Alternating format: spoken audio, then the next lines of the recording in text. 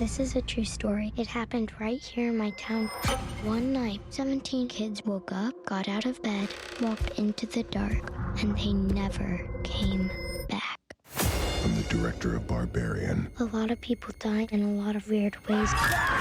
You're not going to find it in the news because the police covered everything all up. On August 8th. This is where the story really starts. Weapons. Rated R. Under 17, not admitted without parent.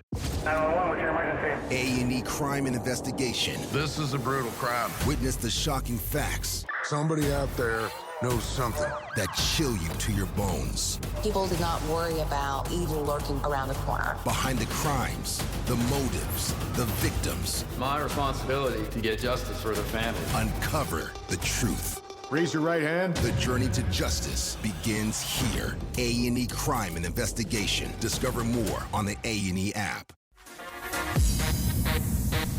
Not everyone understands house music. It's a spiritual thing, a body thing, a soul thing. A soul thing. Hi, everyone. It's Zach Randles-Friedman, host of Everything and Anything and a Bit Gay. Today, I have a new guest. His name is Scott Graham, and he is on to talk about a few different topics. Welcome to the show, first of all, Scott.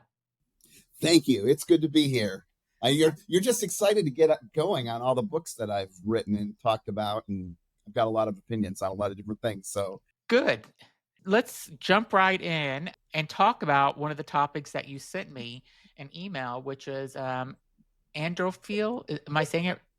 this is the book, Androphile Pride, and that's actually that's an androphile flag because everybody has to have a damn flag these days. Oh, no yeah, of matter course. what. Well, tell my audience what that means, first of all, because I had to Google it to know what it meant. And so tell my audience what that means and how you kind of came into that.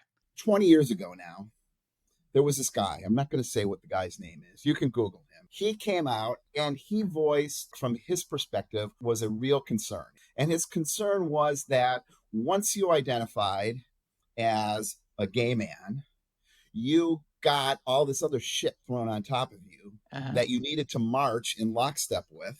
And if you didn't march in lockstep with, you were kind of a shitty gay man, for lack of a better word.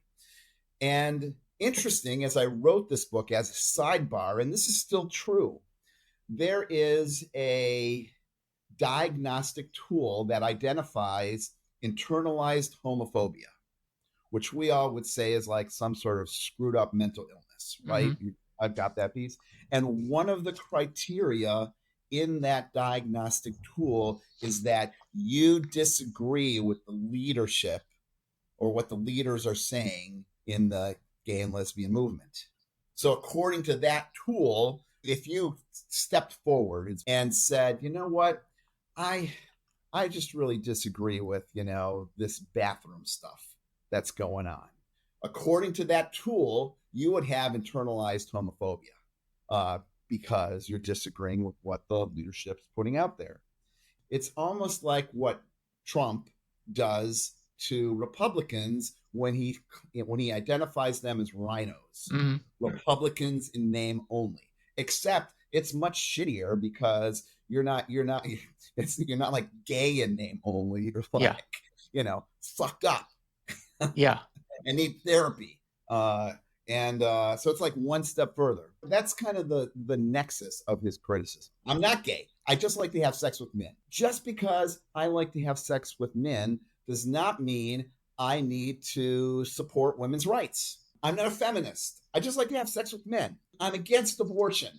I just like to have sex. And just because I'm against abortion doesn't mean that I'm like, not sticking with the party. I'm a gay man and I don't like all these like drag queens parading around all over the place. I mean, I say gay man because I identify as gay man. So I like to have sex with men, but I don't like these drag queens. So that's an opinion, not a diagnosis. And what I'm sorry, you said you identify as a what?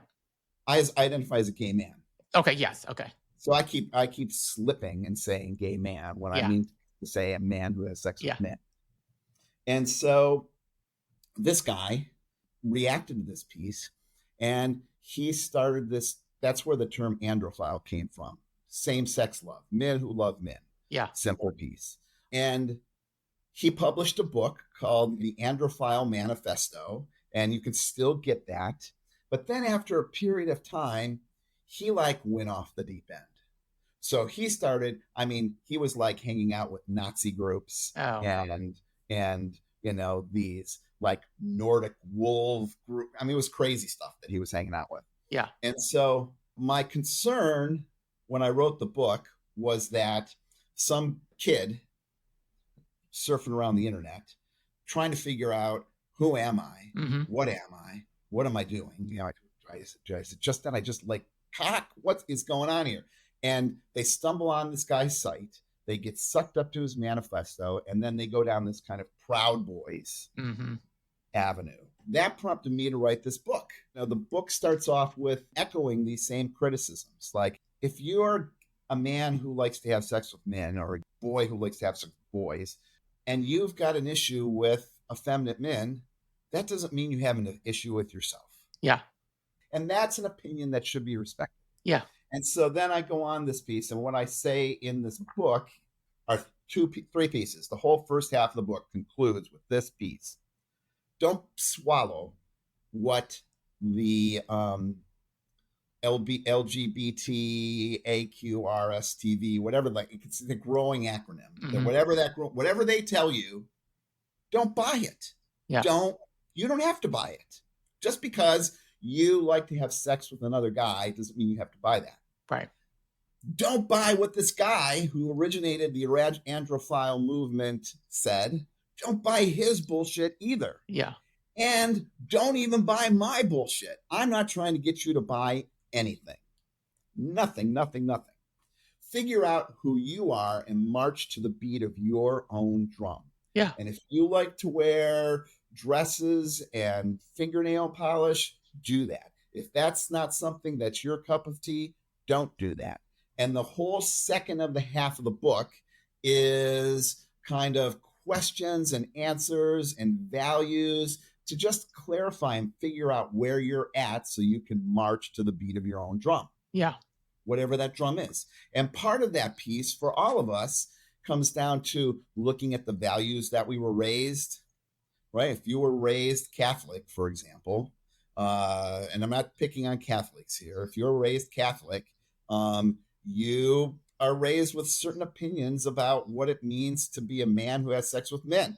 The guy that I'm dating belongs to a church where he lives, and they are very liberal it's a Catholic church. They're very liberal, and they've gotten called on the carpet by the Catholic Church a number of times. Yeah. Because they're welcoming to, the gay and lesbian community. I'm assuming this church is in New England because it's Yeah, because New England's the hip place that these types of things can happen. Yeah. So that's kind of this. That's kind of this nexus. So I'm, all the books that I write are all nonfiction, and they're really focused on making a difference. Yeah. Impacting something. And so that's the mission of this book, to really help people. This chapter is called "It's About You and Only You." That's what the book's about.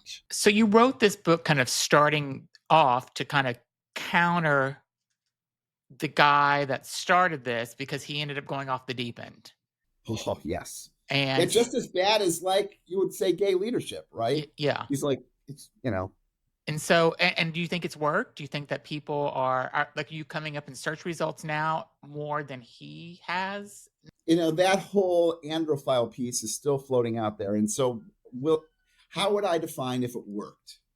If there is one gay, for lack of a better word, kid who reads this book and gets it together and figures out who they are and marches to the beat of their own drum, I'm successful. Yeah. I'm successful. Doesn't need to be a bestseller, doesn't need to be a movement, just needs to be held out there that says, don't swallow what everybody's telling you. Jesus. Yeah. Right?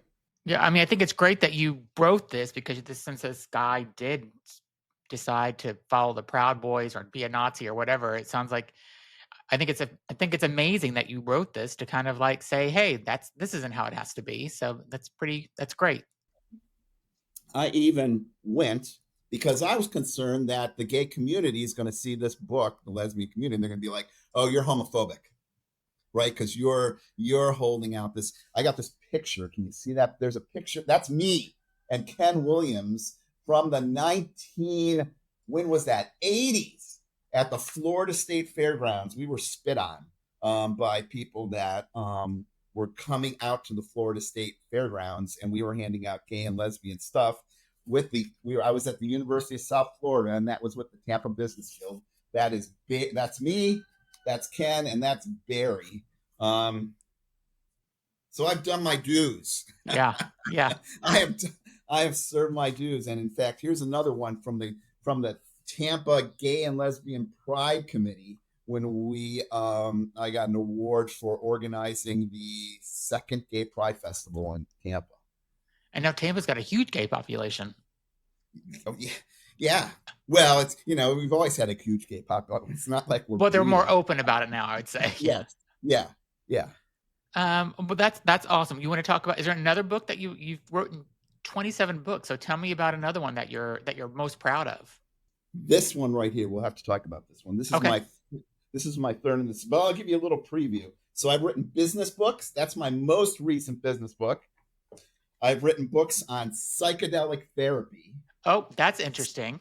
So if you're in there and interested in taking mushrooms to deal with your emotions and depression and anxiety, I've got some psychedelic therapy books for you. What's the name of that book? That book I want to buy. This is the psychedelic integration workbook, and this is the psychedelic preparation workbook. And I've got another book on psychedelics floating around here. This is a Buddhist book. So I'm like, they're all things that I am interested in. And if you don't think you have time to read all my books, you can read my time management book to figure out how to do that. I just interviewed someone last week. It's this couple that do a retreat in British Columbia where it's about a 4-month program, but you go to them for 5 days in this luxury kind of thing. But it's like a month building up to you going to the retreat, and they're doing you're doing basically mushrooms with them. And then there's a 3-month afterwards where they're kind of doing, I think it's fascinating what they're doing. So they're putting you in a safe environment to try it, and then might help you learn how to microdose and all this other stuff. So it's really cool. It's an upcoming, I wrote those books similar in my motivation in writing these books is that I think, I could be wrong. I could totally be wrong. I think that psychedelics are going to kind of ripple across the country. Yeah. Especially with, Kennedy now as part of Health and Human Services, because he is like a psychedelic fan. Okay. I didn't. And so I could see him as he gets rid of all the vaccines that we take, replacing that with psychedelic therapy. Yeah. And then people will just be high on mushrooms and won't care about vaccines. But, or anything else for that matter. Yeah, exactly. But if that wave comes through, did you know psychedelics are legal in Somerville, Massachusetts? Are they really? Yeah, really. I just moved from Somerville, and I live I live one town over now in Medford, Massachusetts. So I had no idea. There is a mushroom shop there, but they said they don't sell psychedelics. But yeah, it's going in waves. So I don't know. It might be legal for you to grow your own mushrooms and take your own mushrooms, right? And it goes in waves on these pieces here. I can walk to Somerville. That's so crazy. If you went to Somerville to find mushrooms, your walk home would be spectacular. But see, the thing is that I'm very interested in it, and I want to try it. My husband will not try it with me, and that's where I got the mushrooms in chocolate form at one point. They were sitting in my refrigerator for a while. I asked my husband, let's do this. Let's try it. Let's just lay in bed and watch TV, or just lay there and listen to music, and let's try it. And he says no, because he thinks that I'm going to go off the deep end or something, or I'm going to get paranoid or something if I take too much, and he doesn't want to be responsible for it. Would he, if he doesn't want to do it with you, would he like babysit you No, while he you doesn't do want it? to do that either. Oh, so you got to find a babysitter I to got to do find a that. babysitter. And Yeah. there is a so the reason I have a friend that went to Arizona to this couple who's supposedly have been doing this for a long time, where they invite you into their home for a day or two, and they they babysit you basically, and they give you mushrooms, and then they give you microdosing afterwards. And he said he's done it twice with them, and he said it's life changing. Like he spoke to his mother who died, a year before or so. And it's really, he spoke to his mother in space, he said, and he had a, great trip or whatever. And just now he microdoses, and he says he can tell a huge difference in his life. Yeah. Yeah. And, I want to try it, but I just need someone. I should probably just go to this retreat with these guys and do it the right way, but I don't know. You can connect with me and stroll up here to Vermont. Okay, I may do that. So here's a piece for any of you who are listening to this.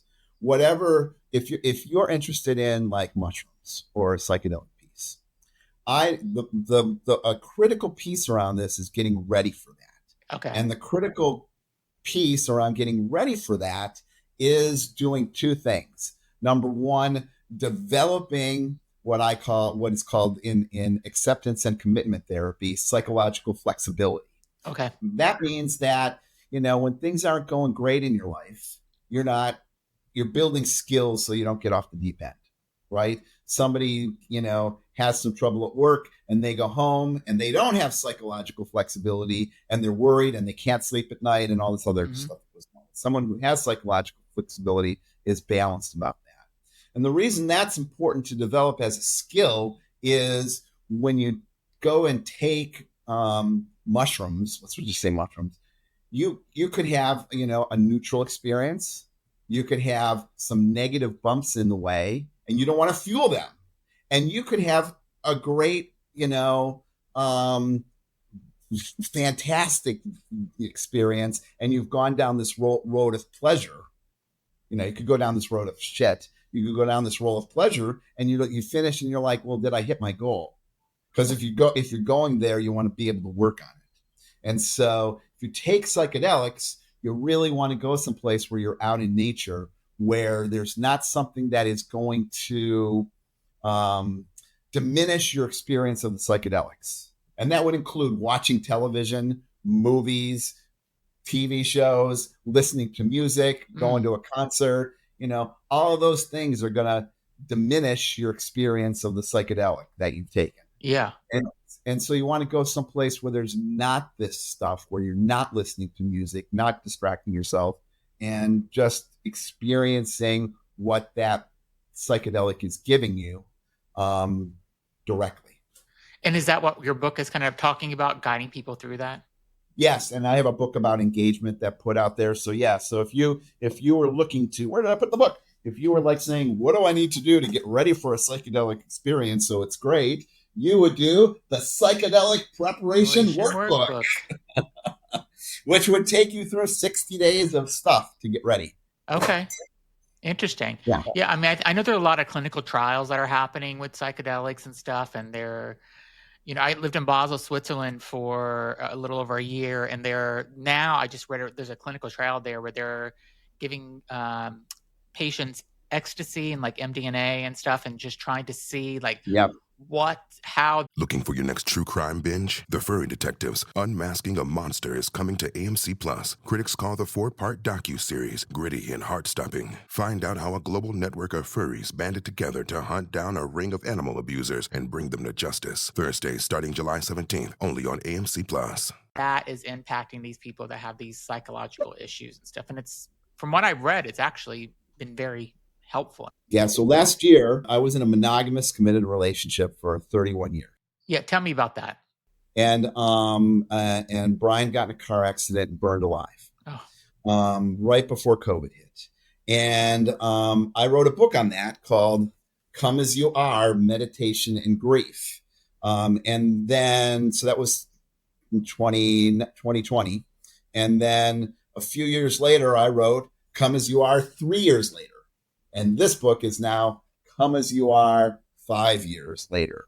Last year, I took a bunch of MDMA and had a house sitter and did some work around the grief around that. So there's a book out there called MDMA and Grief. It's like number one. If you Google MDMA grief, you'll see that book.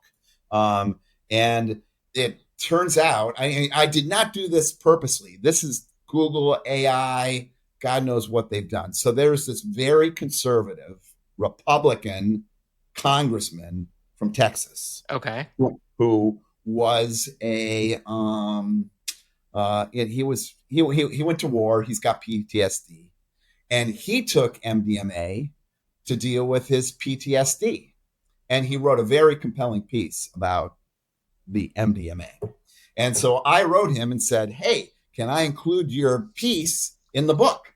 I first wrote him and said, you want to write a foreword? No, I don't have time to write a foreword. I'm too busy doing Republican stuff in the United States government. And so he didn't write the foreword, but he told me to include this part in the book. And I sent him some pieces about what it was about. I sent him some podcasts, and he's like, fine. So of course, if you write a book, like Zach, if I wrote a book and you wrote something in the afterword, you would be listed as like a contributor of the book. Yeah. You're supposed to do that. So I listed Morgan Luttrell as the contributor of the book. And now somehow Google thinks we wrote it together. Oh, wow. And what does he think about that? We didn't write it together. It's part of this stuff is like, once your name is out there around something, you know, it's really hard to put it out. And did it help his PTSD? Is that what his conclusion was? Yeah. His conclusion, talk about strange bedfellows. So here's this guy who said, go ahead and do this. And now he's listed as a co-author. When you go to Morgan Luttrell's official Republican page by Google, my book is listed as that's pretty his cool. book. Yeah. Not cool. Except he didn't really, didn't say, I want to write a book about it with a fag. And I want to be associated with that as a Republican congressman.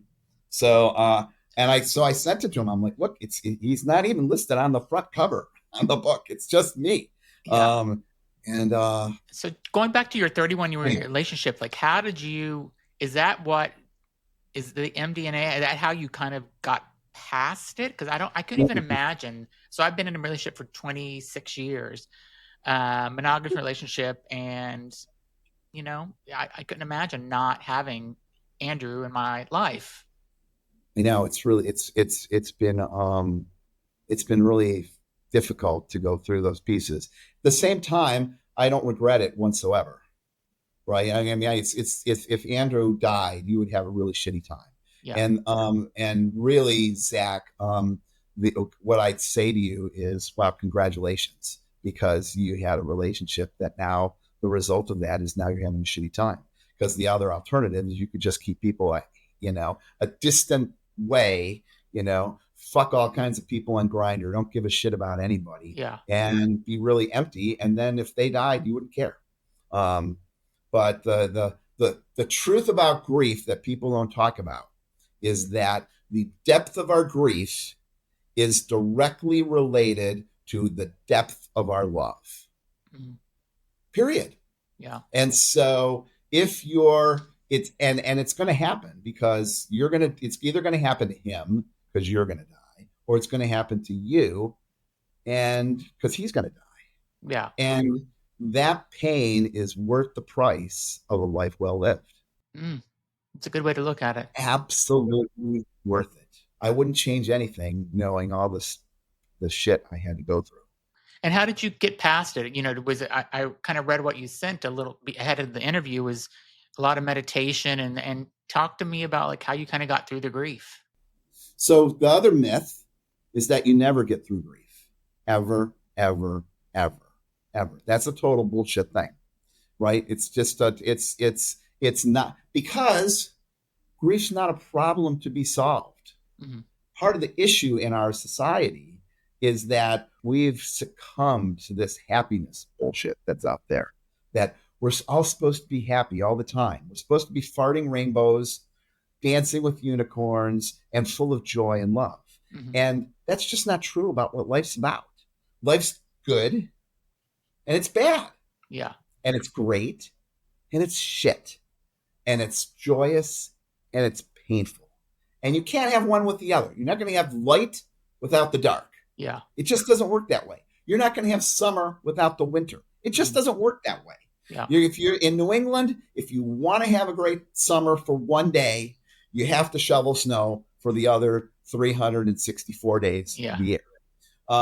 That's just the way it is. Yeah. And to lament and try to avoid that. So it's more effective to not focus it as a problem that you have to get rid of, to just focus on it as a piece that you have to integrate. One of the things I did is I really, realized, like, and I bet this is true for you, Zach, I bet you are not really Zach that you were 26 years ago. Absolutely not. You're probably an Andrew Zach. Oh, or totally. A Zach Drew. Yeah. And the same thing for, your spouse. Yeah. Right?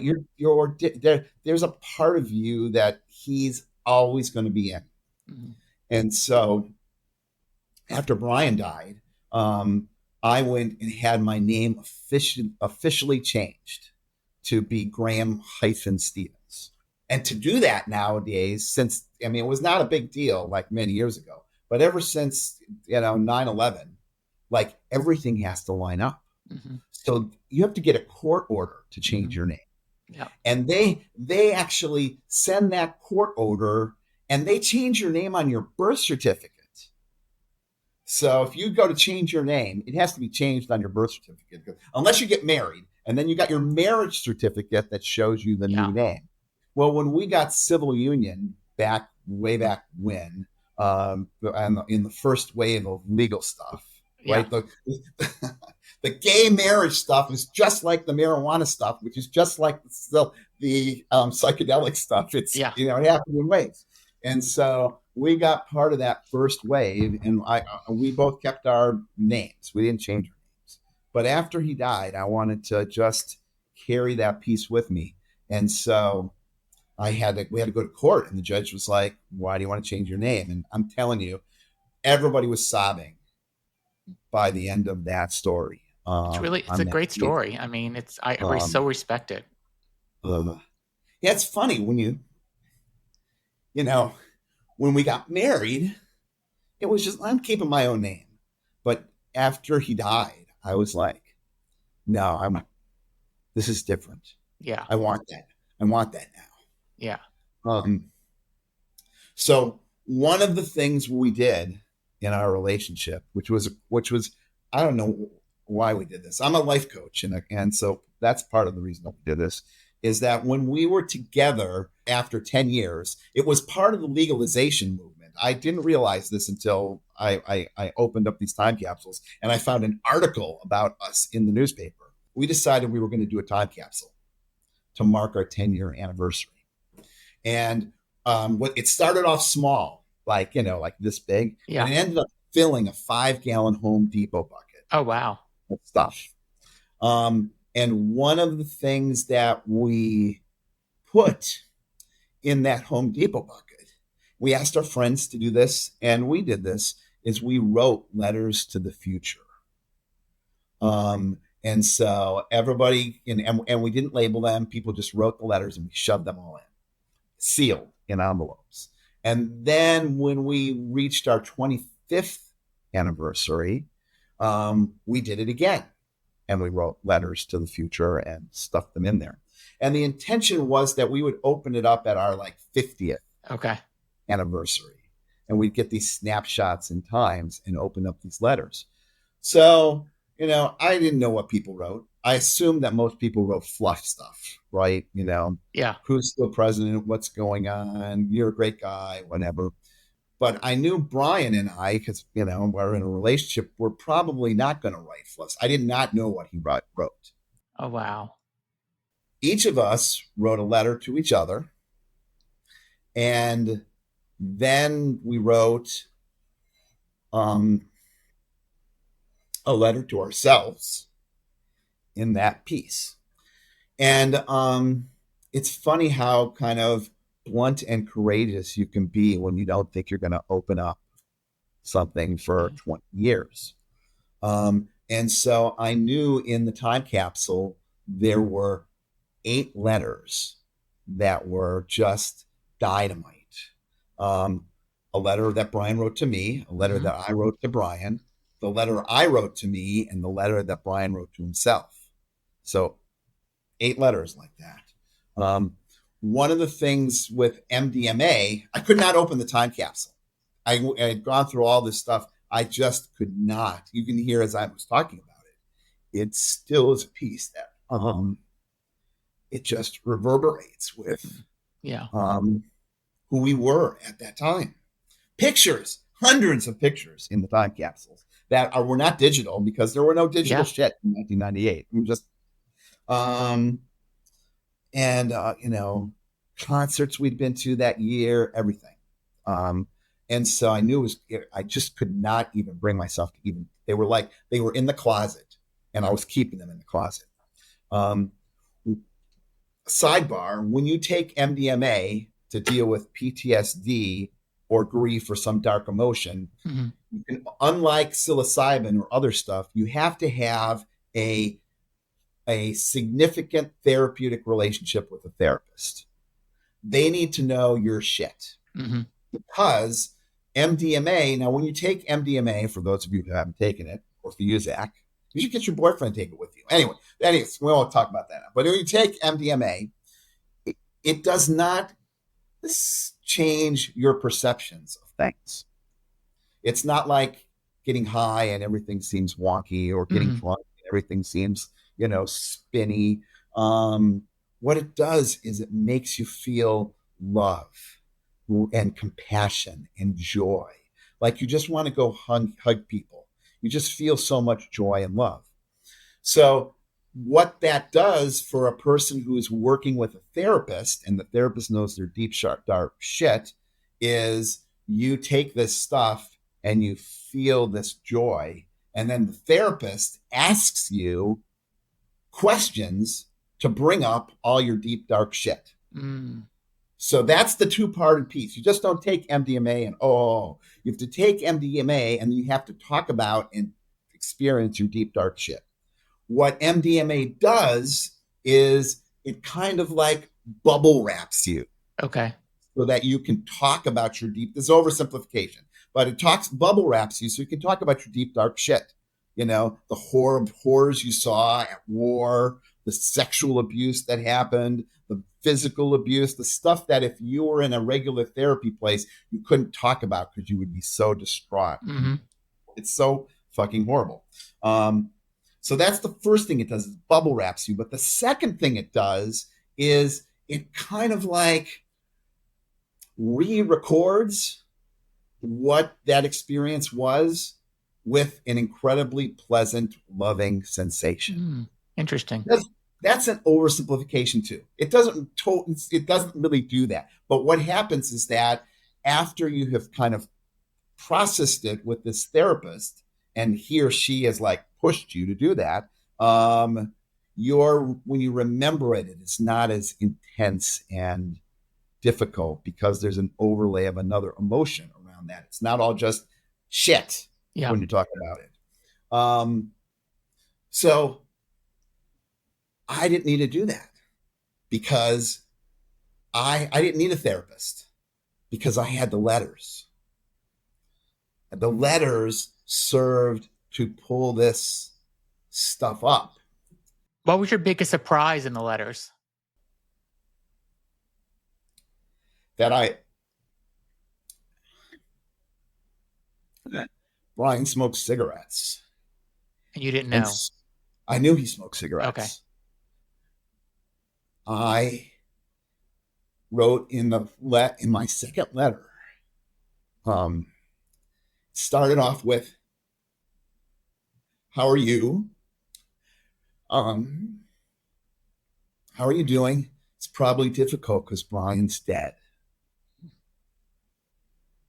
That was how my second letter started out. Because, 50 years smoking cigarettes, high likelihood that Yeah. he would have died of cancer. And it wasn't a high likelihood that he would have been burned alive in a car accident. But that like totally floored me. Wow. So to make this stuff stick or make this therapeutic, what I had a friend who was a trip sitter. He's an EMT, so if I went off the deep end, he could do whatever. And because I'm an EMT, so I know other EMTs. And I told him, I says, the number one thing, all you need to do is hang out with me and make sure that I'm not, going crazy. Mm-hmm. And ask me you need to make sure I read the letters. Because when I took the MDMA, I'm like, oh man, this. He's like, are you going to read the letters? I'm like, oh yeah. He really focused me back for those therapeutic pieces to happen. I could not have. I can absolutely say that I could not have opened those time capsules and read those letters without the MDMA. It would have just been. You could see as I'm talking about it now. And I opened those a year ago. And was it healing though, being on MDMA and reading them? Like, did it help you? Yeah, I mean, the perspective of those letters really helped me. What Brian had said to me in those letters helped me. It's amazing. I have so much gratitude for that wisdom that we had. I mean, I didn't feel like wisdom at the time, but let me tell you, in retrospect, that was such a powerful intervention in my own life that we laid in 1998 and 2013 when we wrote those letters. And to hear those things from him and from me was really powerful, but more so from me in the letters that I wrote. Yeah. So I wrote a book about that, MDMA and grief. And then this, which is the third piece, there's a chapter in here about the MDMA and what that did to me in the months afterwards. Yeah. Do you ever go back and read the letters now, or you're good? I have, and I scan them. I packed all the time capsules away, but I scan the letters. Yeah. So that I got them as a guidepost for where I was at because they were that powerful. Wow, that's amazing. Yeah. So then this book is my third book on grief, or this may be the fourth. So my first book was the Falling Apart and Meditation COVID. The second book was Life 3 years later, because what happens is that everybody forgets and you're still carrying around the pain. Yeah. And the message that I carry from that book, so here, I'll give this message to you now. You don't have to read the third book, the second book. You can just go right to this book. The real core message behind that is that grief doesn't end. It's not bad. And the best thing you can say to somebody, hands down, who is grieving months afterwards, is to say to them, how's your grief? That's it. How's your grief? Interestingly enough, it's probably the best thing you can say to somebody who's struggling with depression or anxiety is to come up to them and say, how's the anxiety? Mm-hmm. Most people don't ask that because they're afraid that the person is going to vomit whatever they're freaking out about all over you. That's not going to happen, because in order for them to do that, you'd have to come and say, what are you feeling anxious about today? Tell me all about it. When you come up to somebody and saying, how's the anxiety?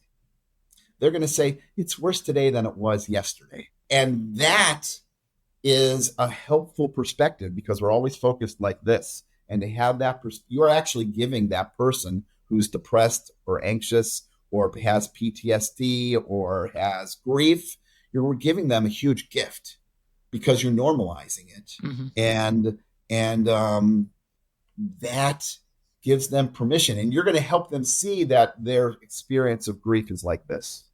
And their experience of depression is like this. And anxiety and PTSD. That it's not, because what they'll say is like, I'm depressed all the time. Yeah. I haven't slept in 17 years, right? Which we know is not possible. Yeah. Right. I'm paralyzed with anxiety, but they went there, they did this and they did this. Yeah. So it's like this, but by asking the question, you help them see this. And this came out in my third book because, you don't have to do the math. 31 years with a guy. I'm an old man. I've had 2 knee replacements. I might get a hip replacement this summer. I'm falling apart. Everybody always asked about my knees. We'd go for a walk. We'd, go on a hike, and they'd hear me go. They'd say, "How's your knees?" Oh, they're fine. They're this or that. Nobody ever asked about my grief. Yeah. Ever, ever, ever, ever. No one ever went there. So that's the message of the second book. It's a normal piece. People are going to forget, and we can't forget, because if Andrew died, you would not forget. Yeah. Believe me, I have not forgotten about Brian. Yeah. And I never will. And it's silly to think that I'm somehow going to be on the other side of something. Yeah. Right. And forget me. I mean, Zach would have it easy if Andrew died.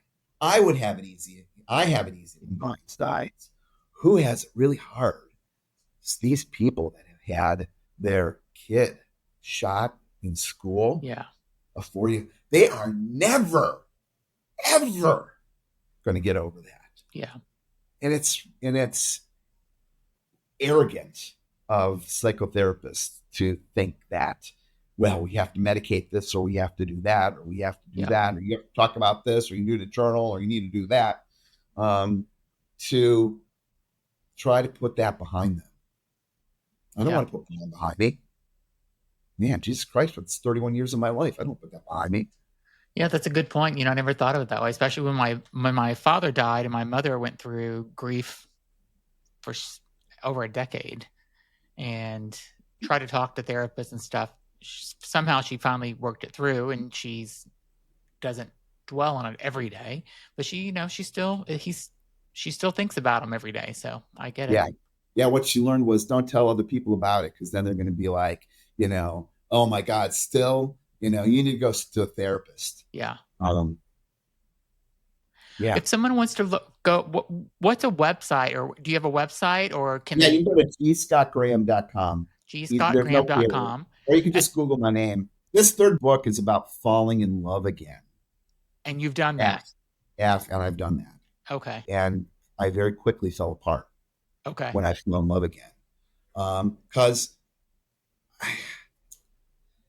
it's really fucked up how we are. Like, I'm clearly sitting here saying you don't get over grief. Yeah. Right. But there must have been some part of me that was like, oh, you're all fine now. Yeah. Right. And the second I fell in love, I fell apart. Not because I was not guilt, but there's this piece of, it's the same thing that mothers who have lost their kids during childbirth they struggle to get pregnant again, because it could happen again. Yeah. Right. And so, I was not looking for love at all. And, and then to fall in love after kind of thinking I was over all this, it just pulled the rug out from under me. And how did you meet? We actually met online, which was really surprising, because I was just liking people on Match. I had grown so indifferent from Grindr.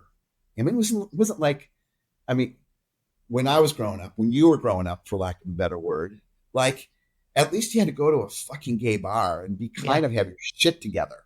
Yeah. Even if you crawled in with like a hood over your head. Nobody would see you. You have to have your shit together in some ways. Now you can have an app on your phone, and it's like so bad. I don't know if this still happens, but when I was on Grindr, you could actually make the Grindr app look like a to-do list.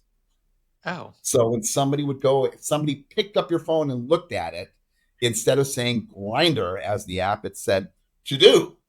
And you had to type in a code to be able to get in. And so now every hoodlum can get on there that doesn't have their shit together. And it just, the whole dating piece is hollow, unfulfilling, swipe, hookups. It's reduced relationships to getting a blowjob at a rest area. Yeah. But it's on an app now. And that was part of what pulled the rug out for me, because I had just been on the app and I'd be fucking around here, fucking around there. Yeah. And it was all meaningless. And then boom, suddenly it wasn't meaningless anymore. And we hit it off really deep, and And how long have you been together? We've been together since September of last year. Okay. So and I talk about that in the book, talk about the struggles that are going on around that for me. I mean, it's not about him, because it's about me. And really it's about, what does it mean to kind of integrate and deal with those voices in your head about this, that, the other thing. Well, congratulations on meeting somebody new. That's awesome. Yeah. Gary. Well, website again is gscottgraham.com. Scott Graham, right here on the book. Here we go. Are your books on Amazon as well if they wanted to go? Yeah, they're everywhere. They're on Amazon, they're on Google Play, they're on Barnes and Noble. They are like everywhere. Well, you have a lot of great books, and I'm sure my audience will go, but check them all out. Scott has written 27 books, and we've talked about a couple of them, and I didn't know you had all these books, and there's so many great ones that I'm going to go and check out your website after this. So thanks so much for being on, and thanks for sharing your story, and I'm glad you found somebody. Yeah. And I would hold out this to your listeners. I'm going to do this for you, Zach, and your listeners. I'm going to give you a digital copy of the book. Okay. Thank you. Book. And so, listeners, if you want a digital copy of the book and you would like to read this is like $10 on Amazon. If you want to read it for free, just message Zach. Tell him how much you like this piece, how much you love this podcast, and he can send you a copy of the book. That's awesome. I appreciate you doing that. So thank you, everybody, for listening. Thank you, Scott, for being on. Be sure to subscribe and leave a message, leave a comment on, tell us what you think about this interview, and tell us after you read Scott's book, what do you think about them? So thank you so much for being on. Very nice meeting you. You're welcome. Thank you. Bye. Not everyone understands house music. It's a spiritual thing, a body thing, a soul thing. A soul thing.